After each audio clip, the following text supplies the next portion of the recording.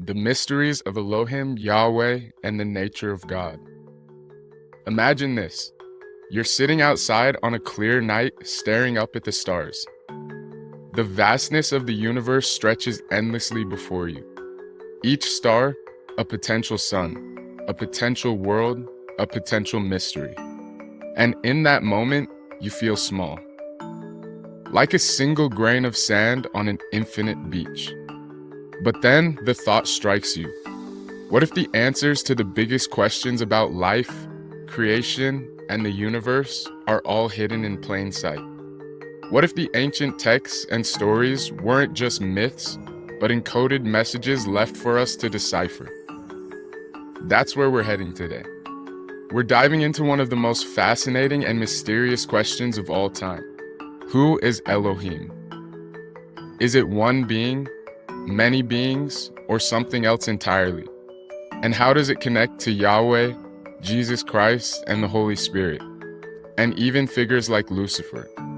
We're going on a deep journey into philosophy, psychology, spirituality, and even some conspiracies. Before we get started, what's up? My name's Nick Jackson, and my channel is here to give you insights on philosophy, psychology, conspiracy, and spirituality. If any of those things interest you, hit that subscribe button and make sure to like the video. It really helps push me forward in the algorithm, and if you have a thought on anything from this video, start a conversation in the comments down below. I'd love to hear from you. Let's start with the basics. The word Elohim. In Hebrew, Elohim is a plural term, often translated as God in English. But here's where it gets weird. The plural form of Elohim suggests something deeper, something more complex. It's used to describe God in the Bible, but it also appears in contexts that refer to gods or divine beings. Could this mean Elohim isn't just one entity but many? Some scholars argue that Elohim could represent the divine council, a group of spiritual beings mentioned in ancient texts.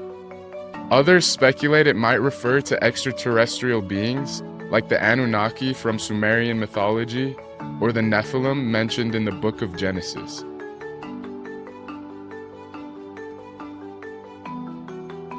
Psychologically, this opens up a fascinating idea. What if our concept of God reflects the multiplicity within our own consciousnesses? Carl Jung believed that God was a symbol of the self, the totality of our psyche. When we see God as many, could it be our subconscious grappling with the different aspects of our own nature?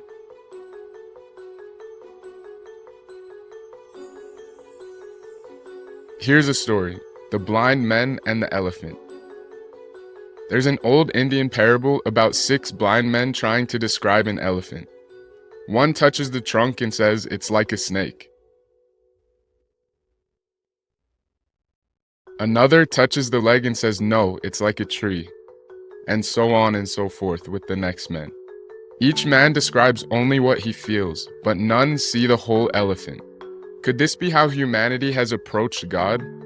Each culture, each mythology describing a piece of the divine, but missing the full picture.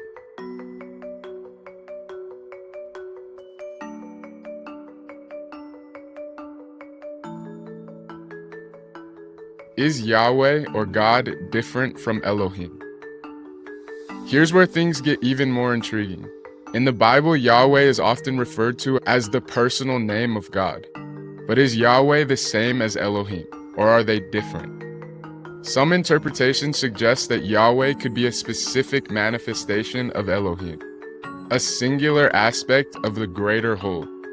Others believe that Yahweh might represent Jesus Christ in the Old Testament. If you think about it, Jesus often speaks of being one with the Father, yet distinct. Is it possible Yahweh is a foretelling of the incarnation? On the flip side, some conspiracy theorists and ancient alien enthusiasts propose that Yahweh and Elohim were entirely different beings, perhaps even rival extraterrestrial factions, guiding humanity in different directions. While this idea might sound out there, it aligns with myths of warring gods in Greek, Roman, and even Hindu traditions. let's talk about the Holy Spirit in Christian theology. The Holy Spirit is often described as the presence of God within us. But what if we think of it in terms of consciousness? What if the Holy Spirit is the divine spark, the awareness that connects us to something greater than ourselves? Neuroscientists have found that meditation and prayer activate specific parts of the brain associated with feelings of unity and transcendence. Is it possible that the Holy Spirit is the mechanism through which we access this higher state of being?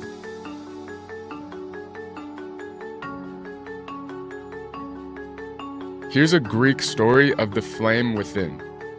There's an ancient Greek story about Prometheus, who stole fire from the gods and gave it to humanity. This fire didn't just light the world, it symbolized knowledge, creativity, and the divine spark within us all. Could the Holy Spirit be that flame, the part of us that yearns for connection, meaning, and enlightenment?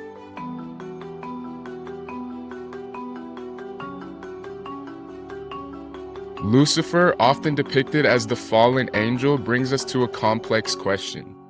Is he entirely evil, or is he a necessary part of the divine plan? The name Lucifer means light bringer, and in some interpretations, he represents rebellion, curiosity, and the pursuit of knowledge. Think about the story of Adam and Eve. The serpent tempts them with the fruits of knowledge, and they become aware of good and evil. Was this fall from grace a punishment or an awakening? Carl Jung once said, "One does not become enlightened by imagining figures of light, but by making the darkness conscious." Philosophically, Lucifer could symbolize the shadow side of ourselves, the part we fear but must confront to grow. This is where mythology and conspiracy collide. What if the gods across cultures, Zeus, Odin, Ra, and even Yahweh, were ancient beings? The Anunnaki mentioned in Sumerian texts were said to descend from the heavens and create humanity. The Nephilim in the Bible are described as the offspring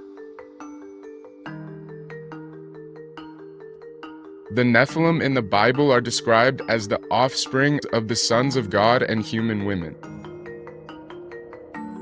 Could these beings have been advanced extraterrestrials mistaken for gods? Eric von Daniken, author of Chariots of the Gods, argued that ancient structures like the pyramids and Stonehenge were created with knowledge far beyond human capabilities at the time. Here's the takeaway.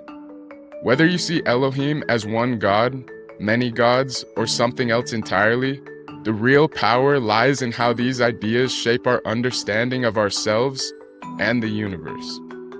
The stories of creation, divine councils, and cosmic battles aren't just myths, they're mirrors reflecting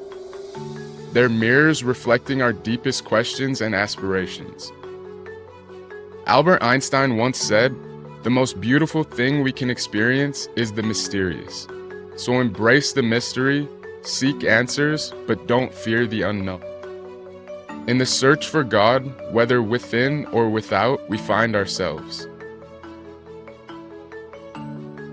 As always, thanks for watching, and if this video resonated with you, make sure to like, comment, and subscribe. Let's keep exploring the mysteries of existence together, and remember, the journey is just as important as the destination. Value learning, keep questioning, and keep growing. Until next time, peace.